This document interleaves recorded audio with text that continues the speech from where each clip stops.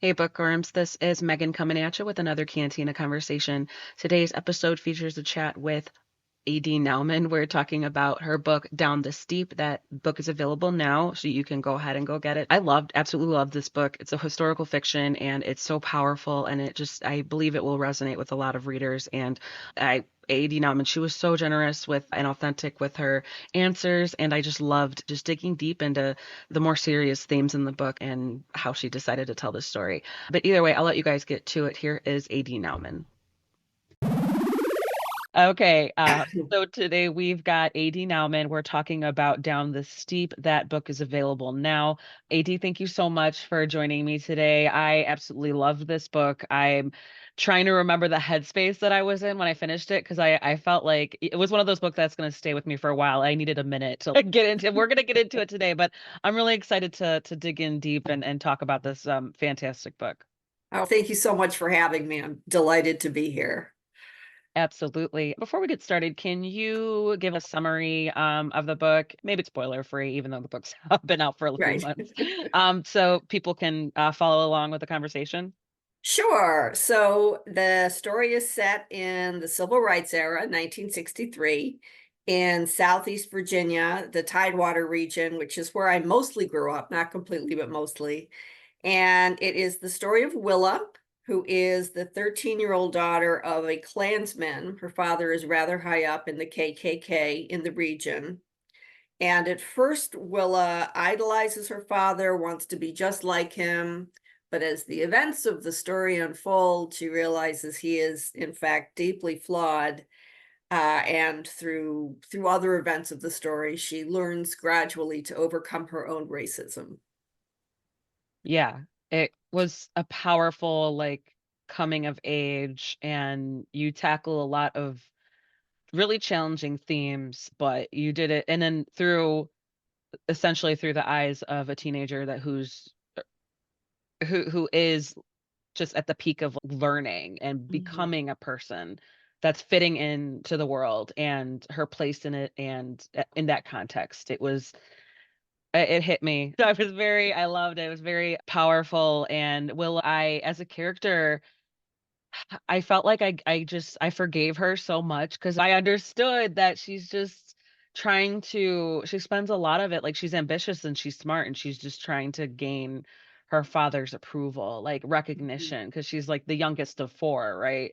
She's So number 3, but she's the second girl. okay, yeah, I remember, okay. Yeah, and so she's just trying to get noticed and she wants, like, approval and, like, affirmation from her father, and she's doing everything that she can. And then I found it, like, once that switch happened, once she was like, "Oh, hell no, wait a second," and then it's, "Uh-oh, Willa's not on your side anymore, and she's still smart, and she's still ambitious, and she's still," now and she uses those qualities for a whole different purpose. And it was just really fascinating to watch that growth. I'm such a sucker for character growth, and it was just before we get into that, can you go into your background a little bit and, like, how you brought this story to life?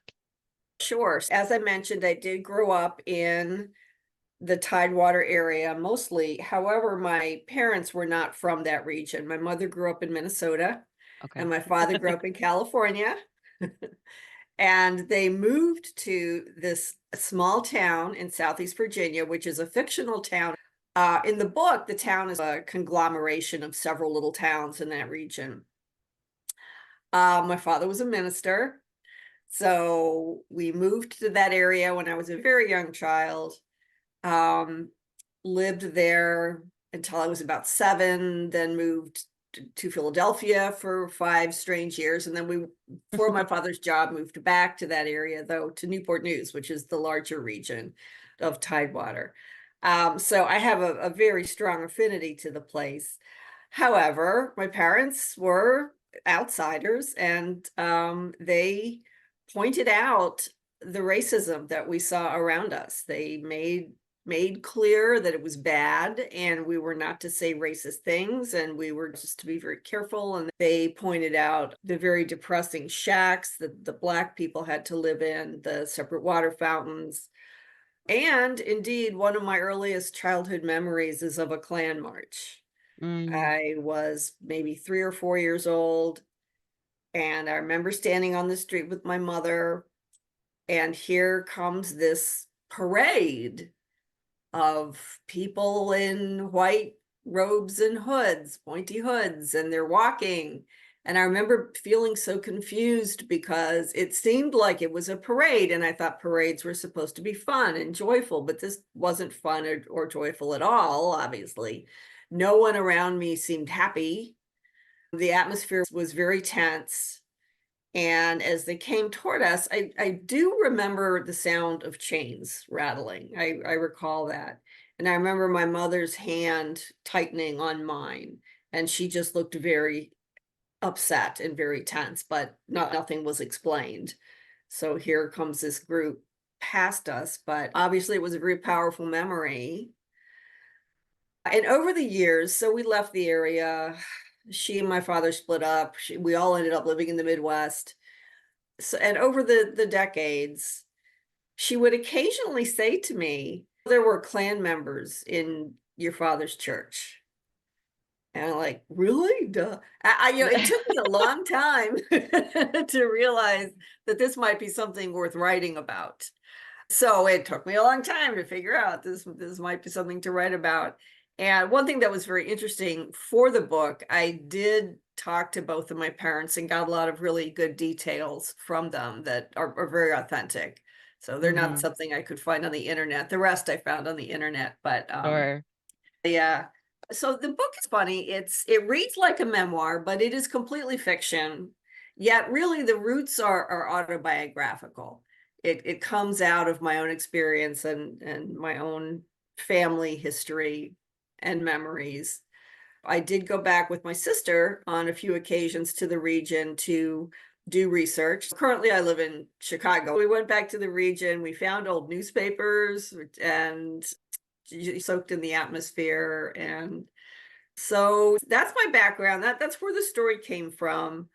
I call myself an accidental Midwesterner. I'm not sure how I ended up here. I went to St. Louis for college and Okay. then moved up to Chicago with my future ex-husband. Okay. And I have been here ever since. I love how you phrase that, like, future ex-husband. Like, it's just that's what it is. That's what it Yeah. was at the time, yeah. Yeah, I that's so cool and fascinating that you were able to just pull out so much and such a powerful story out of, like, things that you witnessed, and I love the fact that your parents addressed it. I guess they couldn't help it because it was, like, so prevalent, I'm guessing, back in that area and that time period, and I I just think it's great. I appreciate your parents also for just not being afraid to, like, go against the grain Mhm. and to speak and against it and to just let you know, "Yeah, so this is wrong. This is we're not gonna do this." 'Cause I don't know, I'm really sensitive to racism. I don't know. I would like to think it's just because I'm, like, a human person, but I'm half Mexican. My half of my family is from Mexico, and or at least, like, my mom's mom, her family was in Texas since before that since before Texas was Texas, like, before that border crossed them. Wow. Yeah. Yeah, like, they were living in that area for generations, and my mom kinda jokes about it, she's like, "Nobody's kicking us out." It's like they were kinda part of the deal. They like whatever Yeah. that land exchange, whatever it was, but yeah, and then I have cousins, other family members who are people of color, Black and mixed and things like that, so I grew up just not just being exposed to that, and it was just, like, normal, it's my family, and Mhm. once I got older and even with I grew up in Berwyn, you know where that is, and and so it was just such a very I went to school, my school classes were very mixed, like white kids, Mexican kids, Hispanic, whatever, and so I was in a unique position to just not think much of it, and then when I got older and more educated and just more exposed to the world and learning about history and things like that, and, like, just outside of what they teach us traditionally, it was just and I'm still learning. I'm still, like, learning so many things, and I love learning and I love my worldview. I appreciate it being challenged and either way, like challenged to know this is I'm on the right track in my opinion versus no, I should consider this too. And I think I'm just like, oh God, how much more productive would like human society be if we all took that like mentality of like, you know what, maybe I'm not right about everything, or maybe Agree. you know what? And it's so crazy. And so, yeah, going off on my tangent, like I think that's probably why so many like the main messages of this book hit me so much and resonated with me because I'm like, I have two little boys now and they're the whitest looking kids ever. And I'm like, and my husband's half Italian, so I'm like, they still just like fair skin, blonde hair, light eyes, like I'm like a lot of SPF in your future, boys. Sorry.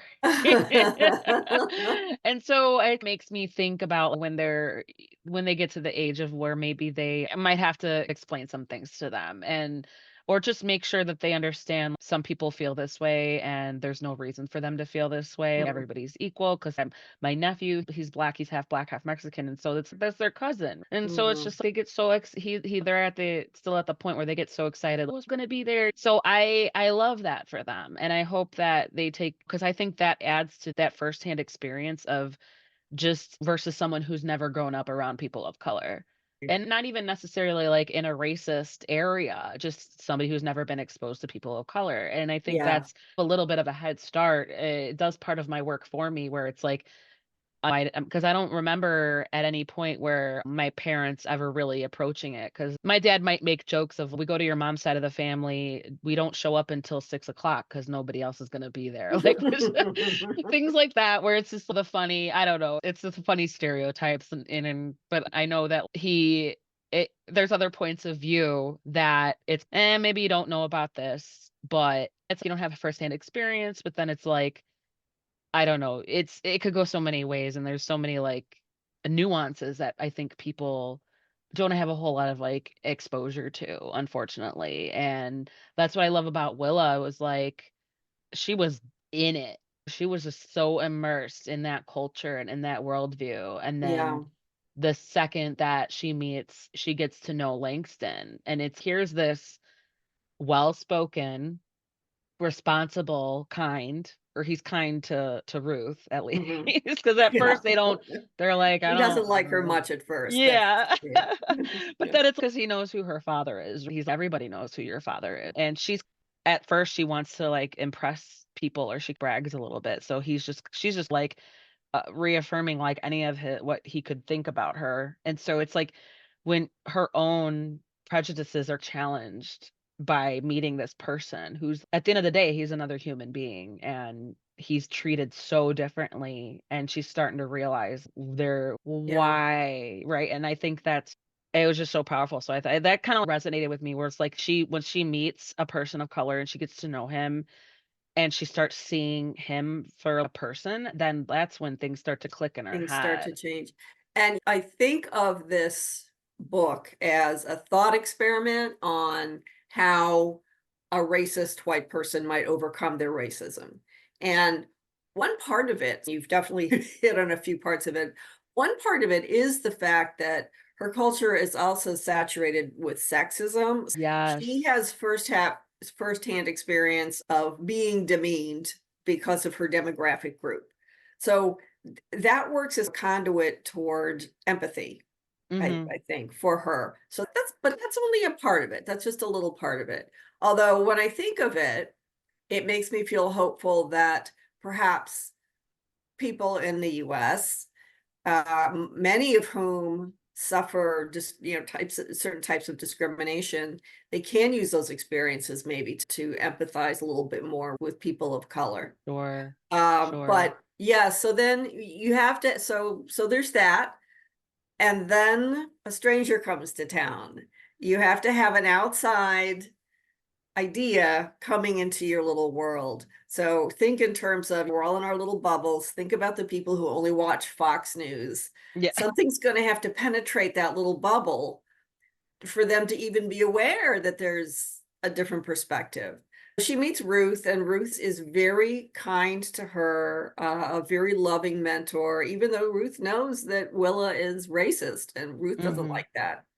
Mhm. And then she slyly puts Langston and Willa together. And yeah, then Willa realizes, well, all of these ideas I had about Black people are overgeneralizations, and that's not really logical. And here's this person who's different and challenging my little worldview. And yeah, and then with the other events of the story, she's able to crack that worldview cracks open for her. Yeah, and yeah, it's like she had the best intentions after the fact, even still she was like, oh, I felt so bad for her. I was like, she's trying, but she's just I think it is because she's a woman and because she's young, nobody takes her seriously. Mhm. Some people do, and that's how she can make change, but at the same time, like, there's still parts of her that are a little ignorant, that are still like she doesn't realize that she's putting certain people in danger because she doesn't know any better.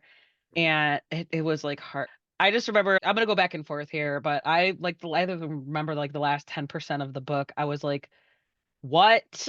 I was like, "Oh my god," just what I thought, like, it just, like, punches you, like, you punched us all in the feels with how everything culminated and the effect that it had, and it was just so heartbreaking because she was just I think as a reader, we get invested into her growth, and we're, like, kind of rooting for her, and then we think, "Oh, things are gonna be fine, she's doing well," and then, oh, shit, like, then that happens where it's like, oh, it's so heartbreaking, and yeah, I love though that you point out the whole the sexism, the patriarchy, because it Mhm. was such a patriarchal structure where even her mom was like she played her role, and she even when she was just, like, almost willfully ignorant of it, or she was just defensive. I remember when Willa was visited by Exton's girlfriend, she was trying to talk to her about what she had Mhm. done, and even then, you could see it was Mrs. McCoy was like, "No, we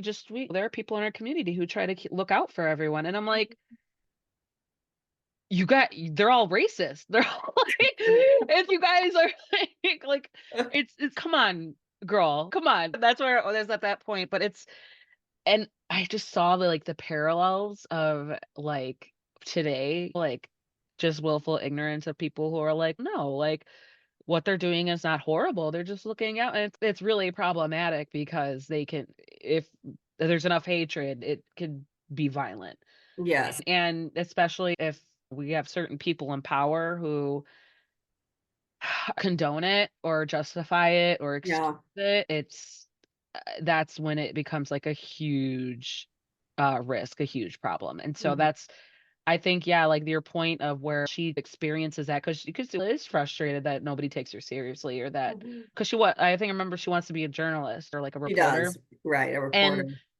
and she gets taken seriously when people don't know how old she is or that she's a woman. And from what I remember, Right, I'm sorry, I right. finished this book like 5 months ago, so I'm like That's trying to fine. remember.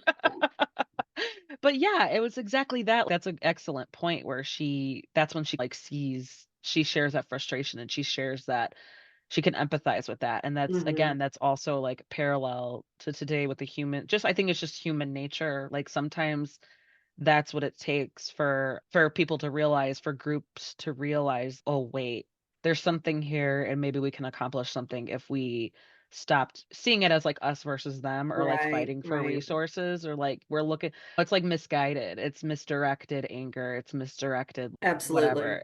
Yeah. It's gosh. Yeah, it was so powerful, and I don't know how you just did it. But now that I know that it's a lot of it comes from your firsthand experience. I'm like, "Oh, no wonder you were able to capture that." Because something I wanted to ask you about also, because you touched on this, was, like, the research part of it. Because 'cause I'm sure Mhm. like you said, you had to Google some stuff. Did you approach it the same way? Because I know you have a published book before this. So, did you approach it the same way? Was your experience different? Was there anything surprising that you learned while you were developing it? Yeah, so different from my previous novel in that this is the current one is historical and the previous one was not. And I did do a lot of research, but I tell you, that was so much fun.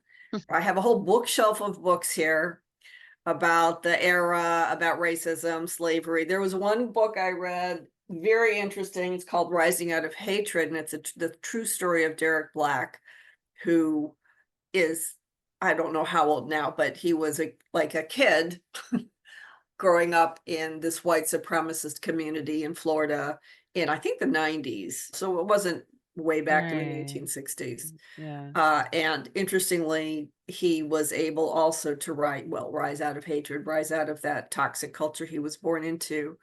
Yes, lots of great research, lots of painful research because for instance, found a few old issues of the Fiery Cross and just the thought processes, the rationales behind racism and racist people just make your flesh crawl.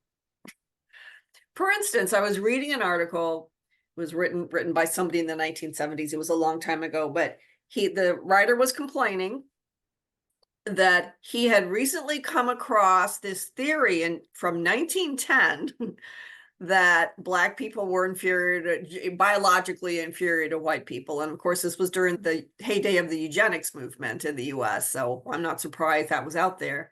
Mhm. But this writer in the Fiery Cross, which by the way is the newspaper for the Klan, um, said how furious he was that liberals have been suppressing this knowledge for all of these decades. Like, what?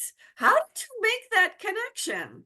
Yeah, just it's very disturbing. And I read some Richard Spencer too, and he's the modern day version really of the Klan, the current white supremacist. And you know what, I'd like to call it the white male supremacist movement because they're okay with their ladies in there too, but the women aren't the leaders of the movement, it's the men. Yeah. And yeah, Richard Spencer has all these ideas about evolution and why white people evolved to be better human beings than black people. And it's just revolting. It's revolting. And no, it's not science. It's just somebody's warped idea. Yeah. Like the worst, like the malfunctioned perception of Hmm. what when yeah, because I think I don't know, because I follow a lot of hopefully that I can catch misinformation in this day and age, but I view some things and because it's the on the South, in the deep South, so much of it is still ingrained in the atmosphere and the energy, the vibes that are down there in the in that location. And so I'm like, there was this person who was giving an explanation about his experience of publicly buying a Confederate flag and like a black person buying a Confederate flag at this like your congregation. So he got the attention and stuff like that. And it ended up him being and because he was doing it for a purpose and he was like in a conversation and people were like, oh, how about why do we only care about American slavery? Why don't we care about slavery in other parts of the world? And it's what you're saying is that because slavery here was treated as like it's because they were not seen as humans. They were seen as like genetically or scientifically Right. or evolutionary, like lesser than, Hmm. whereas in other the parts like the Romans, I think, and other parts of the world at the who had slavery institutions in place, it wasn't like that. It wasn't like this person is less than. It was or they were less than human. It was still that was the big difference. They were still seen as human. I think not to say that they were better, but it was still that's the main difference is Hmm. that's that dangerous ideology, that Yeah, dangerous interesting. detail. Yeah, yeah. And I didn't know that either. And I'm maybe I don't know. I'm like, maybe I should just take some history classes or something because I'm like, I just find it fascinating and I just want to make sure that I have my like my opinions straight for the most part because you know what I mean? I don't want to only fall to the algorithm that like affirms my own like bias. Hmm. But I'm like, I don't know. I'm like, racism is bad. I think I can just leave it at that. I I don't think know. Yeah. I think that is a statement that should be made often, and it's perfectly accurate. Yes. I just yeah, but maybe that where the discrepancy comes in is where people might not view certain things or beliefs as racist or certain statements or like people want to excuse it and I'm glad that people are more outspoken now and that's maybe one of the positive things about social media or like online communities is that people can share this information even though you do run the risk of running into people who are just misinformed Mhm. or just straight up they don't care and they're gonna feel the way they feel when they're not So interested in learning or growing or anything and it's unfortunate. I'm like yeah, and that's people hard these to people speak. vote. Yeah, that's hard to speak back to, the ones who just don't care. No, I'm right, you're wrong. And the people who say you're the one who is misinformed, you're the one who's deluded, okay. Yeah, there's just no way to really speak back to that. Yeah, if you have to not like pick your battles, but just is this worth the energy? Am I gonna get anywhere? It's I don't know. I'm just do I could like worry about myself and then surround myself with people who acknowledge that as well. Who are Mhm. like, no, that's not dude. Like I've straight up have changed my opinions of people. Like I don't know, for me, it's like sexism and racism is it's just for me it's black and white. That's how I see it is like pro-life, pro-choice. I'm pro-choice.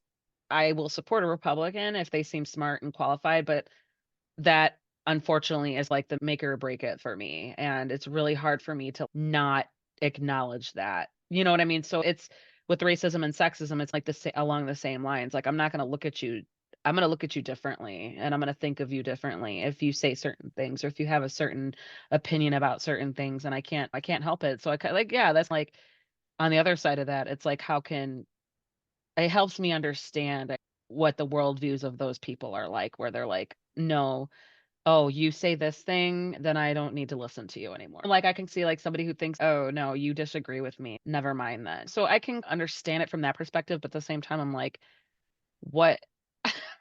there's just so many, there's just so many things that kind of play into it that I don't know. I guess I'm a little conflicted sometimes because I want to like give people the benefit of the doubt, but I'm like, no, that for me, that kind of makes you a horrible person. Like, I just can't No, like, I understand what you're saying because the times I've been back in that area, I have met up with some old friends from high school and one from this small town where we lived, and they are such gracious people. One of them threw me a surprise party. oh, And but they this particular old friend I'm thinking of, and I'm still in touch with her, she would start sentences with, "I'm not racist." But that almost guarantees something afterward is coming yeah, is racist. yeah, so it's puzzling, yeah, it is, it really gets your mind in a knot because you wanna give people the benefit of the doubt, and I do love this old friend of mine, but then there's this chunk of her, I just don't quite know what to do with it. Yeah.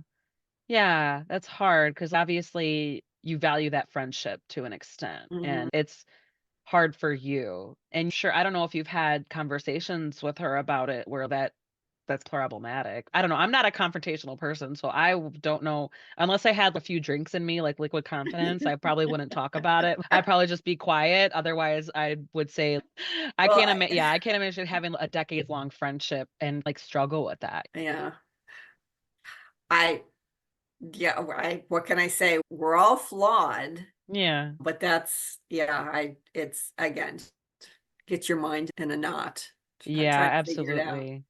Absolutely. And wanting to be united with other people leads you to this spot where, okay, I do want to be united with you, but I think your views are appalling. um, For lack of better words, right? yes. I know. Oh my goodness. So like we mentioned it earlier, or you mentioned it earlier, hopping off of your experiences. You wrote this from your own experiences. So how did you wrote it from a teenager's point of view Hmm. in from what 60 years ago in that context and geographically in that time? So how did you tap into that? Like how did you approach that? Was it kind of I don't know. I'm thinking, did you journal? Did you have vision boards? Did you like, how did you get into that headspace of writing from the point of view of someone different age, different maturity level? Yeah, and that's a wonderful question. Yeah, I think perhaps one thing that helped me was, as I did publish another book. That was like 20 years ago. I wrote 2 novels since then, which did not get published. I have a daughter. I'm a single mom, I have a daughter. And so when she was in middle grades, I wrote a middle grades novel. And then she was a young adult, I wrote a young adult novel. So I've been writing in a kid's voice. For a decade, I was doing that, and that probably Okay. really helped set me up for this. And in fact, I remember sitting down and starting to write this thinking, oh, I'm writing. I'm writing a kid's voice again. Okay, I'll just continue on with that. And then it was just tremendous fun to put her in the 1960s, and I have some memories of it, and then I looked up other things, and yeah, that was just That's so yeah, that is fun. I guess you just couldn't, like you couldn't totally escape that headspace, right? You're just like you were just tapping into the age group depending on what you were doing at the time. I think that's really helpful. I think it helps you as a writer and it helps like expand and challenging a Mhm, little bit because obviously if you're writing from your own point of view, like how you are now, I imagine that it's engaging, but maybe not so much as helping you grow as a writer because it's not mhm, challenging you. So you have to tap into that, right? You have to tap into, okay, how would my daughter at this age? But I guess, yeah, if you are familiar and spend a lot of time with people of that age group, then it could be easy to see what their thought processes are, how they see the world, the kind of conclusions that they draw based on a certain situation. I could totally see that. And that's cool that you mhm. got practice at least before. Yeah, so I was practiced. I must say, as a 13-year-old, is much smarter than I was when I was a 13-year-old, but Same, same. I was also pretty reckless, so it was easy, and yeah, I'm not sure we Yeah, ever completely leave that behind. It was easy to remember, "Oh, right. there's a consequence to this action, duh. Mhm. Okay, yeah, maybe I'll think about that." Oh my gosh. I was, like, talking about this earlier today, and I was trying to, like, remember everything, and then, like, the fact that this story took place, like, what, like, 10 years or within a few years after the lynching of Emmett Till and that whole Mhm, situation happened, and where it was, like, I I just found that was so important to, like for that whole scene where she's looking at the picture, and then she mhm, realizes this is what they did and all that's all he was doing. And then remembering her teachers.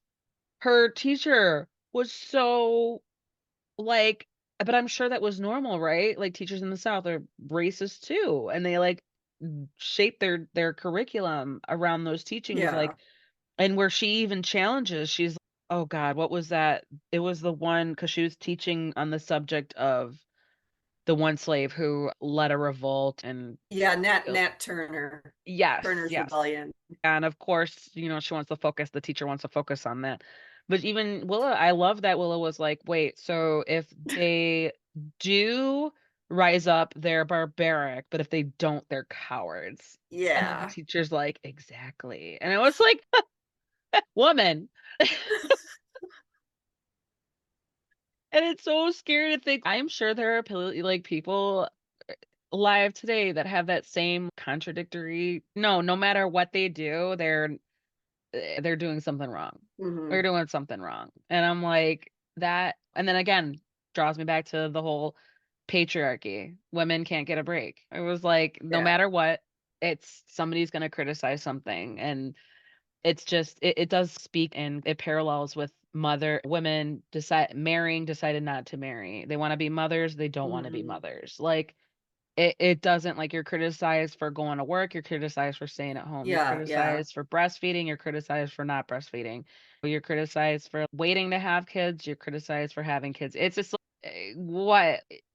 There's no pleasing everyone, and so I'm glad that things seem to be getting better now, or maybe I just live my life so unbothered, like, I don't really I was like, some things that people say, I don't care. I'm like, "That's fine for you," but it's to the point where when it drives legislation, that's when it's a problem, and the fact that when people are yes, just so ignorant, can we get a parental leave for both men and women who yeah, become new parents? Like, it's not there's so many more benefits to offering that, and it's so stupid that for United States, we're like one of 6 countries that doesn't guarantee yeah, anything. It's, like, ridiculous, and I feel lucky because 'cause I'm, like, I've from my personal experience in my life, I feel very fortunate, but then that's just oh god, can you imagine? I've known people who had nothing and they had to go back to work, like, as soon as they ran out of days, and I'm like, yeah, "That's fucking horrible. That's it it horrible." is. It's like, we're not allowed you're like, puppy breeders aren't allowed to sell puppies until after 8 weeks. It's what? What? What a great point. Really? Are we giving more care to, like, animals? Trust me, I'm a dog person. I, like, am a sucker for them. I'm, like, all about it. If it were up to me, we'd have 4 dogs in this house. But I am like, "Dude, the humans. Can we be a little more pragmatic here?" That's why I was just like, you hide these little things in this story while still, like, engaging the reader. Like, I was following Willa, and I was, like, so in tune with her. I was rooting for her. But then you just sneak these little things in here from what she observes from, like, the situations around her, and I'm Mhm. like, "Nauman, like, you are giving us a lesson." And every 5th of the book that I read, like, every 20%, I was like, "Okay, here. Okay, you're taking us there, you're taking us here, you're taking us all over the place, and you're doing it so that as a reader, I didn't feel like you were shoving it down my throat. I felt like you were, like, leading it in and saying, how about you acknowledge this? How about you consider this? How about this happened? This was how life was for people." Mhm. And it took a lot of noise, a lot of people making noise to change things. Yeah. And it's just so crazy to me. And I'm like, I can't give you enough praise about this book. It was fantastic. Well, Just thank so like you. how deep, like you just went there. You went there, you weren't afraid to go there, but you were Yeah. like, I don't want to like shove it down their throats. You're like, I'm gonna throw this little bit in here, or no, pay attention to this over here. I loved it. So yeah, we explored like the themes of like patriarchy and racism and all that, but I love how uh the fact that Willa, she's not dumb or naive. She's Mhm. to an extent, but she's intelligent, she's ambitious, she's already got that drive. And the fact that she had that little bit of open-mindedness to her, that was all it took. But I think because Langston was also smart and he knew how to code switch and he knew Mhm. how to act, I think that I want to explore how like education and intelligence can help people break free of that or explore other ways of thinking. And even geographically, like Ruth and her husband from Minnesota, where it's not like that over there. And that kind of Ruth is a real one and she's just like sneaky about it. Or she knows what she's doing, and she's very kind about it too. She's very mad. I got the I just she's not the typical, like, housewife or pastor's wife, and like, or at least maybe what some people might think, Yep. what she Yeah, I might would have say been. that. So, I love that about her and the fact that she was the adult. She was also an adult, and it helped Willa see that, like, adult perception that was different than what all the other adults in her Oh, life. the other adults. Yes, Yeah. exactly. Yeah, I just wanna explore, like, how you trickled in, like, you made a point of education and intelligence really helped Mhm. her see Langston for as a person and as an equal, and then how because she's not stupid, she's intelligent, she was able to come out of that.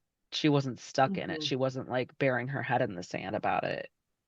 I think one thing about Willa is she has a capacity for critical thinking, and where that came from, I'm not entirely sure.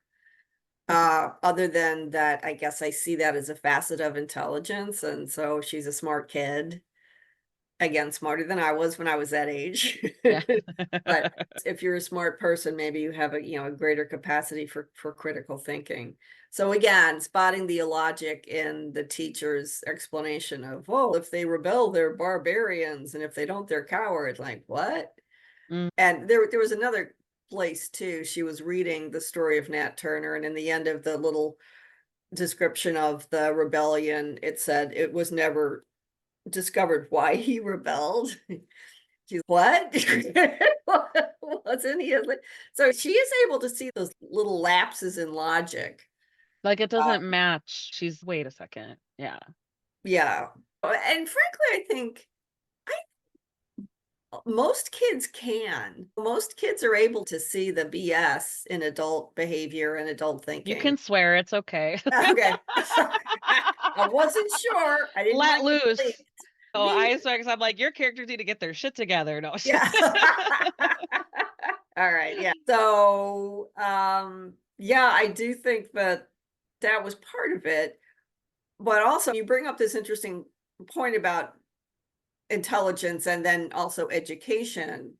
When you're swimming in this sort of cultural milieu of belief, and this is all you hear, again, it's like that bubble that people can get in even now. You're just hearing in the echo chamber, you're hearing the same things repeated over and over again. And I think that has a numbing effect. It's really helpful to in an educational environment to be reading and seeing different perspectives, not just the white Northern European male perspective on something, but all these different perspectives. I think that really expands the brain and it Mhm. expands your thinking. By the way, my day job, and I'm not sure if this is a literacy education professor at Northeastern Okay. Illinois University. Yeah.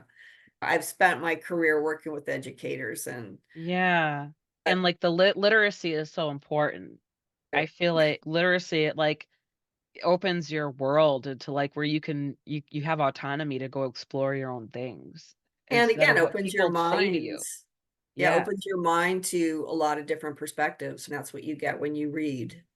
Yeah. Yeah. Yeah. I know, I exactly, 100%. So, I'm gonna throw this two-parter at you. You touched on this earlier. What were the most challenging parts to write? What was the most enjoyable parts to write? Okay, I'll start with enjoyable. That was definitely Willa finding the illogic in the adults' comments about things. And she just was a lot of fun to write. She's riding her bike. She's full of passion and confusion and it's sort of a typical middle schooler. I think that's what middle schoolers have. Overdoing everything and Yeah. being a little dramatic, Yeah. losing, yes, losing control sometimes. The hardest was definitely the racist parts. It was hard to write the early pages where she expresses racist views. That was hard. And I remember sitting at my dining room table writing that and thinking, who's going to want to read about this racist girl? And actually that's why I had to frame it as a memoir. For my own sake, I needed people to know that she ends up not racist right from the beginning, Oh, that that's so she's interesting. overcome it. So, it's Yeah. definitely like I don't wanna say it was like a marketing tactic, but yeah, from a readership. Yeah. Oh, that's so interesting. I think it was a good choice because as a reader, we understand how things end up Mhm. without knowing how they end up that way. Yeah. And I thought that was a good way to frame to structure the story for sure. That's so funny that you were like, I don't think anybody would want to read Yeah. Well, about a it's racist this teenager." Like racist girl, yuck. And yeah, all of the racist parts and were hard. In fact, I really struggled with her father, the character of her father. And I had to do a lot of exercises outside of writing the novel to try to make him more palatable to me, just to have him on the Mm, page there. mm, And I think that worked. I was working with this book that's for screenwriters, actually, and it had a bunch of exercises for developing characters. And one of them was backstory. And so I came up with Dick McCoy's backstory, which made him a little bit more sympathetic, at least to me.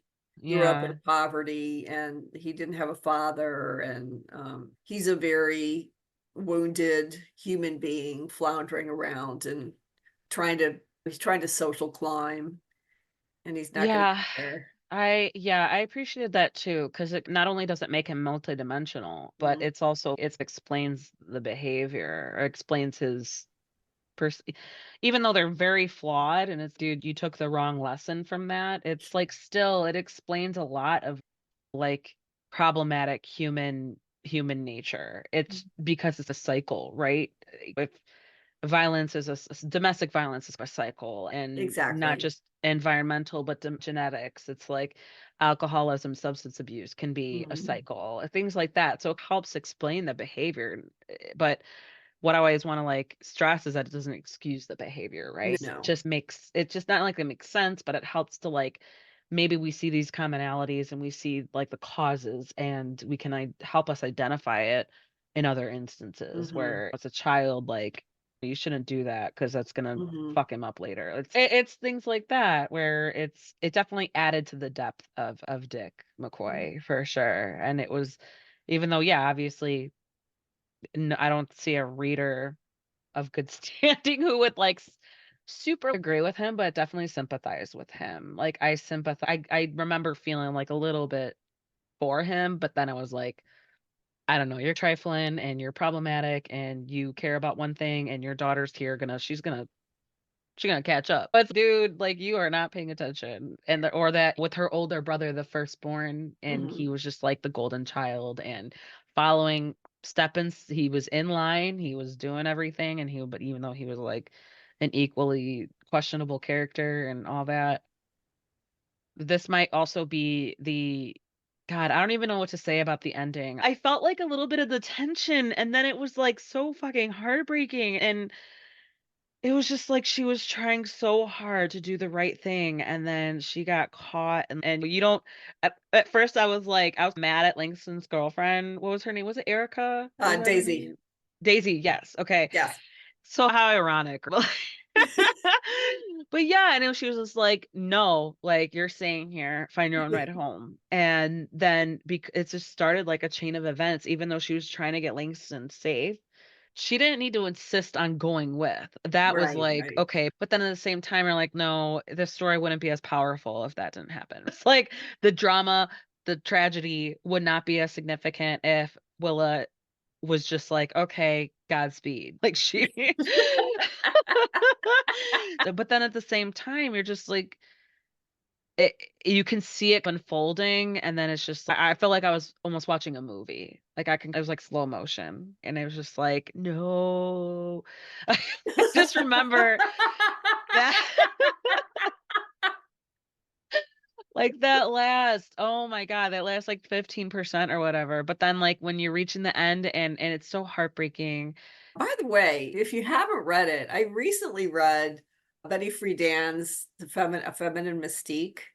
Feminine Mystique, okay, I've heard that's an old book, but it's It is. very It's well from known. 1963. Yes, I'll have It's to add it to my reading list for sure. yeah, it's eye-opening because it makes you realize that these things come in cycles, and so now we're on the down end of a cycle anyway. So, yeah, I think that her father was the one who wanted her gone because she was just a pain anyway, and the mother obeyed because that's what she did. Yeah, exactly, like, she wasn't as forgiving or as obedient as his wife, and that was a Right. problem, and it's so I don't know, it makes sense from that perspective, but it's just, oh my god, it never had to be that way. It Mm, never had to be that way, and it's so sad because Willa, she was growing and she had the best intentions, and then she ended up at what cost, right?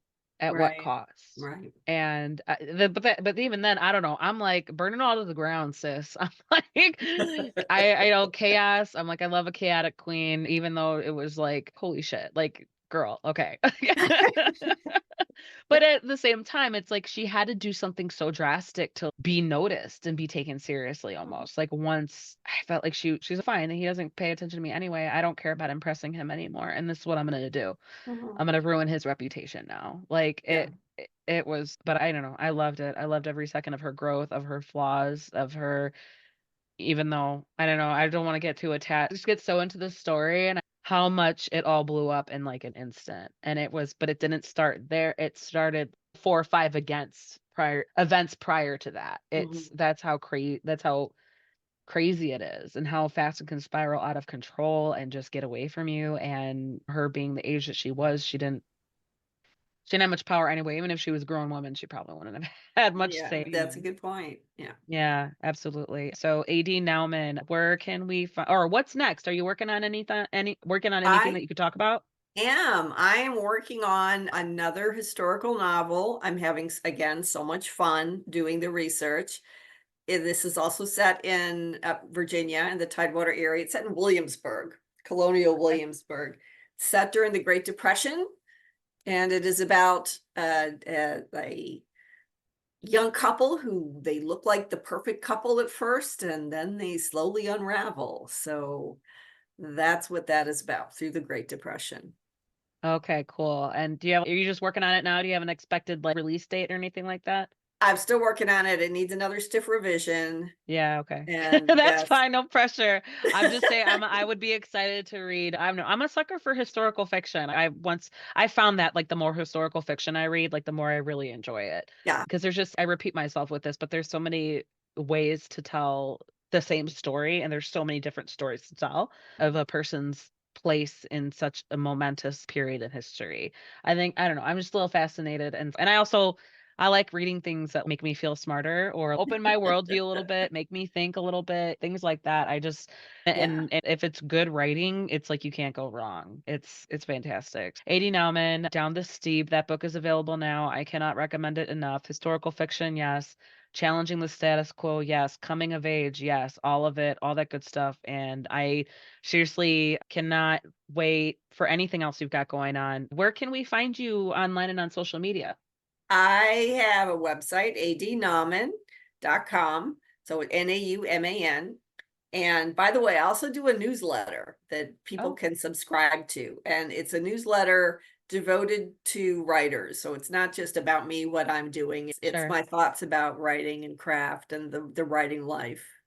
Nice, nice. Give back a little bit, right? Absolutely. Yep. Yeah, awesome. Thank you so much. This powerful conversation.